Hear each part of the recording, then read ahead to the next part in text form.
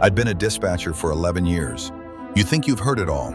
The drunk dials, the kids playing with the phone, the domestic disputes where you can hear the fear dripping from the caller's voice like sweat. But nothing prepares you for a call that comes from your own address. It was a Tuesday, 3:17 a.m. The graveyard shift was quiet, which meant it was the kind of quiet that makes you tired. I was leaning back in my chair, sipping cold coffee, when the line lit up. I answered with my standard drone. 911, what's your emergency?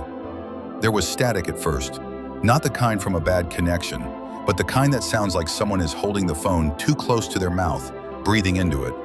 Then a voice, muffled, like they were talking through a cloth. Someone's in my house. My training kicked in. Okay, sir, are you in a safe location right now? I'm in the bedroom, the closet. He's downstairs. I can hear him walking. I started typing the address into my system. As I typed, my blood ran cold. The address auto-filled. I knew that address. It was my address, my house. For a second, I thought it was a prank. Maybe my husband Steve playing a stupid joke to get me to come home. But the voice on the phone wasn't Steve.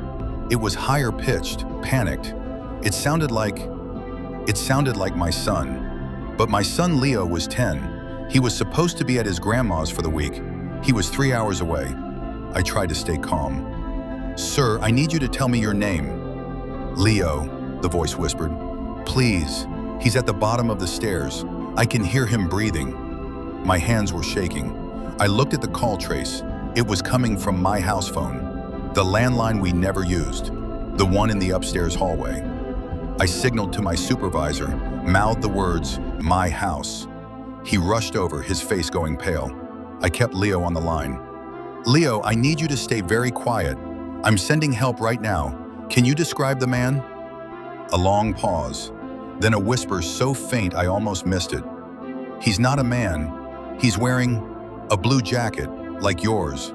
He's just standing there, at the bottom of the stairs, looking up. My uniform jacket was blue. I had left it hanging on the banister that morning. Leo, is the front door locked? I don't know. I'm scared. He's starting to come up the stairs. I could hear it then. A creak. A slow, deliberate creak on my staircase. The sound was coming through the phone, but in my head, I could see it happening.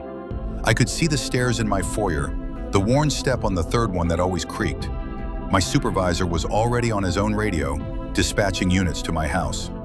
Leo, hide. Don't make a sound. Don't hang up. The creaking stopped. Silence. Then a different sound. The doorknob to the upstairs hallway, the one right next to the phone. Leo, is the closet door locked? Yes. Okay, just hold on. They're almost there. I heard the closet door, my closet door, rattle softly, like someone testing it. Then the voice on the phone changed. It wasn't a whisper anymore. It was clear, and it was right next to the receiver. It wasn't Leo. She's not in the closet, the voice said, slow and amused. She's in the kitchen. The line went dead. I stared at the screen for a full 10 seconds. My supervisor was yelling at me, asking if I was okay. I ripped off my headset and ran for the door. I drove home faster than I ever have in my life. Red lights meant nothing. When I pulled into my driveway, there were 3 squad cars, lights flashing but silent. The front door was open. I ran inside. An officer caught me in the foyer, his hand on my chest.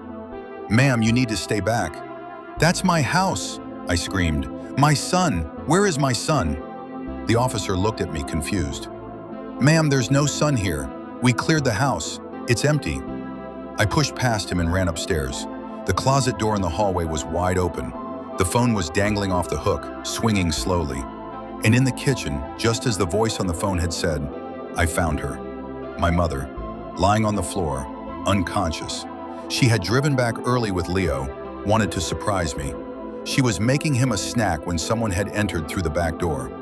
Leo, smart boy, had hidden and called 911. But the man, he never went upstairs to find Leo.